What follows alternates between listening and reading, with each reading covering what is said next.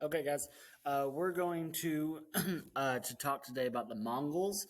This whole week, we're talking about the Mongols and their effect on really the world at the time, especially Eurasia.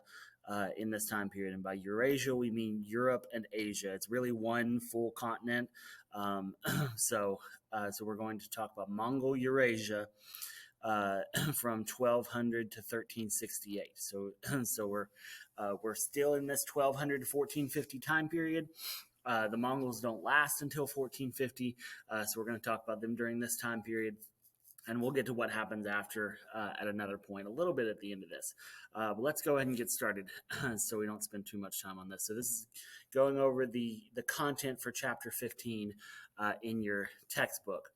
All right, so a little bit of background. This is your this is your contextualization, your context for for the Mongols during this time period. Okay, empires around Eurasia are falling or weakening around the year 1200. Circa 1200 means around the year 1200. So all of these other empires are falling. The the Abbasids and the Seljuks, which were kind of the same empire because the Seljuks took over a lot of the a lot of the Abbasid uh, empire during this the Abbasid Caliphate. They took over politically during this time period. So the Abbasids slash the Seljuks are falling. They're weakening uh, around 1200. Medieval Europe is again pretty weak, at least politically and especially militarily. And remember, they have the feudal system because the kings aren't really strong enough or powerful enough to protect people. So the lords rely on knights as their like personal army to protect people. China, the Song Dynasty, was not very powerful politically, even though they were extremely powerful culturally and technologically. Politically, they weren't very powerful. Their government wasn't very strong. They didn't have a strong military, and they were constantly being attacked by nomads from the north. Which, by the way, the Mongols are one of those. But other nomads from the north were attacking them and taking over the northern part of their territory. So that's why they became called the Southern Song, because they got pushed to the south, and they became the Southern Song dynasty. And then in India, the major empire fell, and you have regional kingdoms in India during this time period. So uh, you've got all of these different empires falling or weakening during this time period. So it's really setting up the stage for a big, powerful empire like the Mongols to take charge. So the Mongols were nomads in Central or Inner Asia, and they were strongly hierarchical. Okay, nomads, remember, move from place to place instead of staying in one place. They herd their horses and cattle around around the steppe or these this uh, this terrain, this flat kind of terrain in Central Asia. They were strongly hierarchical. They they had complex federations that were tied together by marriage alliances. So they kind of joined together. There were all these different groups that kind of joined together when they needed to. They had alliances based on marriage. Their seasonal movements brought them into contact with all types of religions. So, based on whatever was going on at that time, they have different they make contact with all these different religions. They accepted what we call religious pluralism, where they accepted many different religions as possibly being true or as being true. And So they were very religiously tolerant, as we like to call some of these societies. Mongol Khans were thought to represent the sky god. Um, so so they were like representatives of the sky god. This the god that controls the sky and thus controls the weather. Um, So the Mongol Khans were kind of representatives, and by the way, the Mongol Khans were actually elected, sort of. Not everyone got to vote, but they were elected by powerful people in in the Mongol Khanates. All right, so the Mongol Empire was the largest land empire that was ever created. It went from Korea over here um, on the right, from Korea over here, all the way to Poland over here in in Eastern Europe.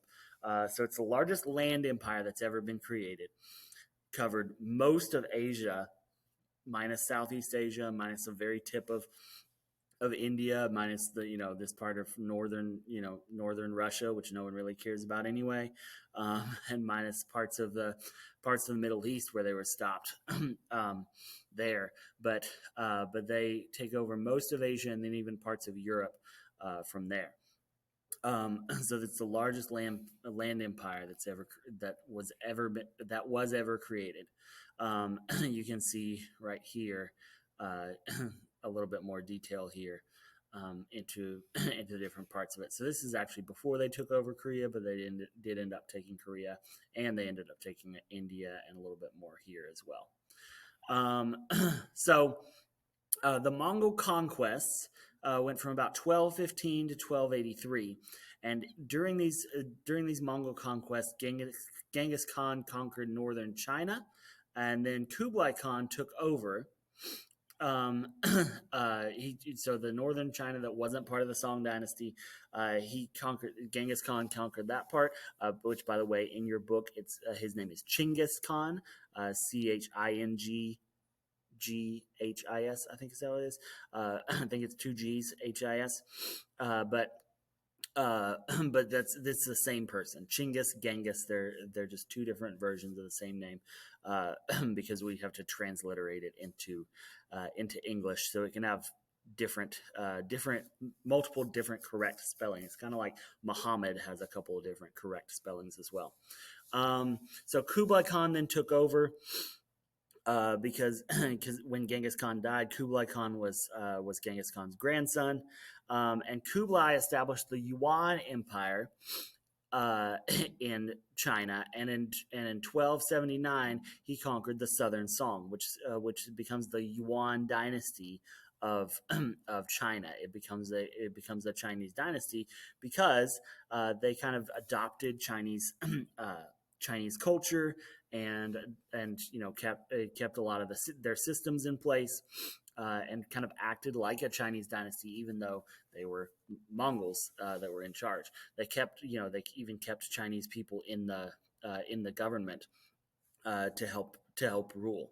The Mongols were able to conquer a vast amount of territory because of their superior horsemanship. They were really good at riding horses and shooting bows at the same time. They had better bows. They had a technique of following a volley of arrows with a cavalry charge.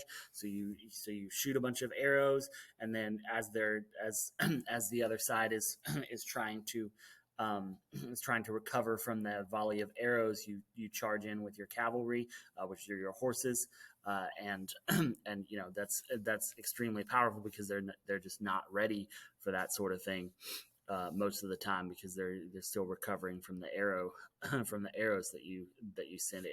So they use non-Mongol soldiers as well. So in the territories that they conquered, they would get people from those territories to be in their army, which is extremely important if you're going to have a larger army to conquer a larger place. The Mongols themselves, there weren't that many of them, so they had to use other soldiers in order to in order to have a successful military and a bigger military that they would need.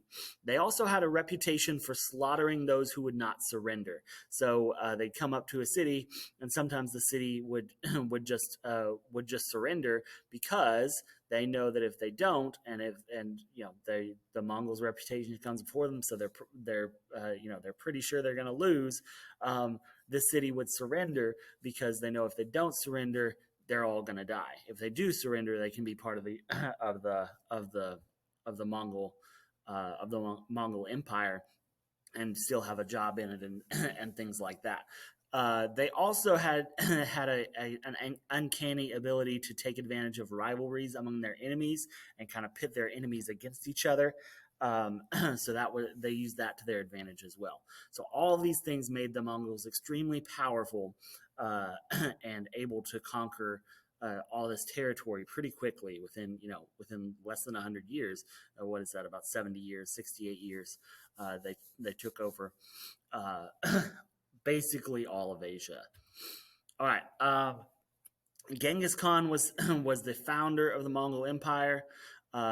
So that's a picture of him. You got that's Genghis, and this is Kublai Khan, who finished the conquest of China, created the Yuan dynasty. Like we said, he claimed the title of the Great Khan. Um, and then when he died, uh, sorry, he established supremacy over the other Mongol Khanates, and then when he died, the the Khanates broke up, and they weren't under one great Khan anymore. Um, this is a picture of the Mongols fighting the Russians at the Battle of Kalka River.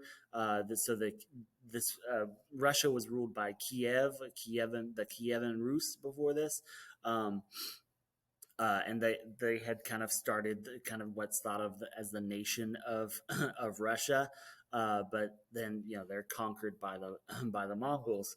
Um, After the death of Genghis, the empire splits into four different khanates. Okay, you have the Khanate of the Great Khan, which is where modern day China is. They kind of create the the territory of modern day China plus Mongolia, which, hey, guess what? Mongolia is named after the Mongols.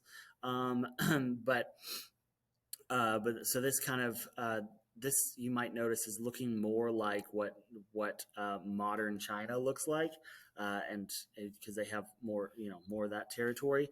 So you see that kind of coming to the forefront here. Then you have the Chagatai Khanate in Central Asia, Samarkand, which was important on the Silk Road, is as we learned about the other day. That's right there. You have the Khanate of Persia, and then the Khanate of Kipchak, or the Khanate of the Golden Horde, is what this is most often called, up here, which is where they had conquered the Russians. So the Khanate of Persia down here, or sometimes called the Ilkhanate, the Ilkhans. This is where this is where the Islamic Empire, like the Abbasids, the Seljuks. That's what territory they had, and it became a different Khanate when Genghis died. I said Kublai before, but when Kublai was in charge, he was the Khanate of the he was in over the Khanate of the Great Khan. He still had power over the other Khanates. It's only when I'm trying to make sure I say the right name again. Not Genghis, but but Kublai. When Kublai dies, his grandson. That's when the Khanates really kind of separate apart, and they're not under one Khan anymore. So you have four Khans after Genghis died, which, by the way, Khan is a title. Genghis Khan means the Great Khan. His real name is Temujin. Um, but anyway, so the Khanates or when we're talking about the Khans, that's just the ruler, the great the great ruler. Um, but anyway, it's spreads into these four different Khanates: the Great Khan, the Golden Khan, or Khanate of the Golden Horde, Ilkan, and then the Chagatai or Jagatai Khan. So it's really splits into four that don't have a great Khan over all of them. When uh, when when Kublai dies. Sorry, I'm having trouble remembering Kublai Khan for whatever reason. All right, this is a modern day reenactment of Mongol warriors. So there was no infantry in the Mongol army; they just had cavalry. They had horses. They were expert horse archers. The Asian bow was more superior than any other bows. It could shoot 1/3 farther than their enemies' bows. So that's one big reason why they were so powerful. They carried 5 dozen arrows into battle, and they rarely used them all. So they didn't have to worry about running out of ammo while they were fighting. This is them fighting the Teutonic Knights in Germany. Now, they almost took over Germany, but while they were fighting in Germany, Ogadai Khan, who's over the Khanate of the Golden Horde, I believe, I might have that wrong, but Ogadai Khan dies, and the Mongols return to China, which is still the center of all the Mongol Khanates, to elect a new Khan, and they don't make it back to Europe. They they conquer modern day what's now modern day Poland, but they don't make it back into what's now modern day Germany and into Western Europe. um, because Ogadai just happened to die while they were trying to take over that part of it. So who knows what would have happened if the Mongols had taken over Western Europe? That changes a whole lot of history if the Mongols had taken over Western Europe during this time, and they probably could have because it wasn't very strong. All right. Mongol conquest opened overland trade routes and brought commercial integration of Eurasia. So they open up a bunch of trade routes and make trade easier by what's called the Pax Mongolica. Okay, Pax means peace. So the Pax Mongolica means the Mongol peace. Maybe in another class you might have heard of the Pax Romana, which means the Roman peace. It's a little bit more famous, I guess you could say, in Western culture. But the Pax Mongolica is this time during the Mongol Empire for about 100 years, where the Mongols have taken over taken over their territory, and there's this peace throughout the land because essentially no one wants to mess with the Mongols, and there aren't very many wars. It's really safe to travel. So overland trade really gets going during this time because everyone's like, yeah, I'll trade. I don't have to worry about being robbed, or don't have to worry about running into a war or anything like that. Um, so disease, including the bubonic plague, spread among the world as well. Um, this so that because of the up in trade, you have a lot of you have a lot more connections, which means that disease is going to spread more easily too. The bubonic plague spread across all of Eurasia during this time, and in Europe, the bubonic plague killed 1/3 of the total population. Um, so that's a huge amount of people. Think of, if 1/3 of your class died of the plague, that's one thing. That's going to have a huge effect. And this so this was a huge effect on Europe, as we'll get into later. It affected labor systems in Europe because they didn't have all the peasants to work their land anymore. They didn't have enough labor, so they had to actually pay for labor. They had to pay them better, allow them to get a better to get a better return for their labor, since there wasn't as much to go around. And it slowly brought down the manorial system in Europe, and we'll go over that probably a little bit more in the future. But and by the way, the Mongols are actually blamed quite a bit for the spread of the plague too, because there are rumors that they would take people who had died of the plague and catapult them over the walls of a city to spread the plague in that city. So there are people who believe that the Mongols spread the plague intentionally as well. All right, reopened Silk Road. Marco Polo traveled to China or actually to see Kublai Khan, and he worked for Kublai Khan for quite a while. I think 20 years or 30 years or something like that. I forget. It might have been shorter than that, but he traveled along this reopened Silk Road, and this stimulated the European desire to explore the East. So he gets back with all these stories of how awesome it is in China under the Mongols, and other people want to go explore and want to trade and all that too. Okay, this shows the spread of the bubonic plague, which originated in southwestern China, and it's thought that that it spread among flea-infested rats that carried it along the trade routes. Um, so, so the fleas carry the bubonic plague, is what it's thought to be, and the rats carry the fleas to these different places. So the rats get on the ships, or or travel along with the caravan or whatever, along the road, and that's really what spreads this to all these different places around uh, around Eurasia, and eventually into Europe. Okay, this shows the effects of the bubonic plague. We're going to go past this. All right, the Mongols and Islam. Okay, so so in the 1260s, the Ilkan Mongols murdered the Abbasid Caliph because of of religious differences. So the Abbasid Caliph is cut off.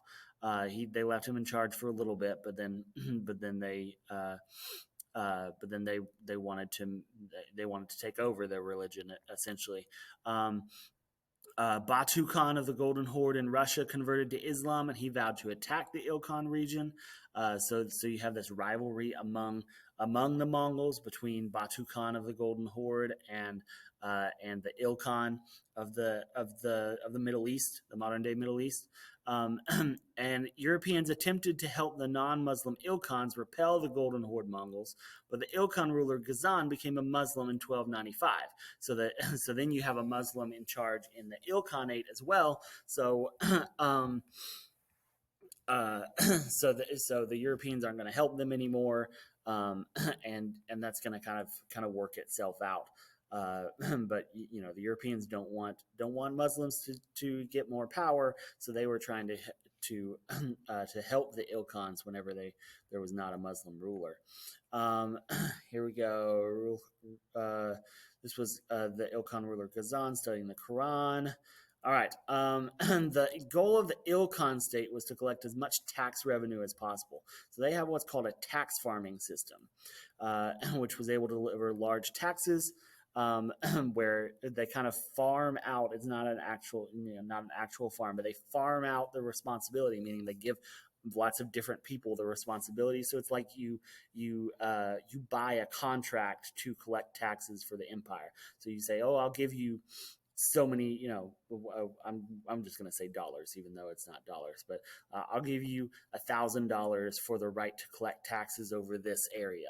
And then, if you collect more than $1,000 of taxes, then you make money off that deal. That's the tax farming system, where they kind of they farm out the responsibility, or kind of delegate the responsibility of collecting taxes, so that the government doesn't have to do it. They're paying someone else to collect taxes. So they get the money up front. The government gets that money up front because they get the $1,000 from the guy who's collecting taxes, but then he can go collect more than $1,000 and make money on the deal.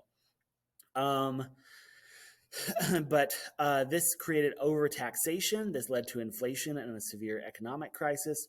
And attempts to resolve this crisis involved using paper money, um, where you couldn't just use coins anymore, which people could create more easily. The paper money was easier to make sure that it came from the government. Uh, um, but this depression lasted until 1349, when the Golden Horde was destroyed by the Ilkan Empire. Okay, so so as the Golden Horde and the Ilkan empires declined, Timur, uh, who's a leader in the Chagatai Khanate, and his descendants, the Timurids, ruled the Middle East for several generations. So the Chagatai Khanate and Timur kind of took over the Middle East, and they ruled over that. Again, these at this point in the 1300s, these these Khanates are beginning to fight against each other because there's no one ruler over all of them anymore. This gold coin from the Ilkan. Okay. So the Chagatai Khanate rose in the 14th century because the Golden Horde, the Khanate of the Golden Horde, and the Ilkhan are both declining. So they're able to take over some more territory. So Timur builds an empire. Timur Ilang is what your book called him. So he starts taking over more of this empire, and we'll come back to him a little bit more later. because that really goes at descendants of the Mongols here go into India and create their own empire there. Modern day, or sorry, this covers modern day Iraq, Iran, and Afghanistan. That Timur kind of takes over that empire. Timur built the Chagatai Khanate. He was a Turk, not a Mongol, so he could not be Khan, but he built his own Khanate, built his own empire out of the Chagatai Khanate. He couldn't be the Great Khan, though. Here we go. The Chagatai Khanate. You can see how big that was. It becomes the most powerful outside of China during this time. Okay. We're going to skip this part. We've talked about Muslim science quite a bit. We're going to skip that part. Okay. All right.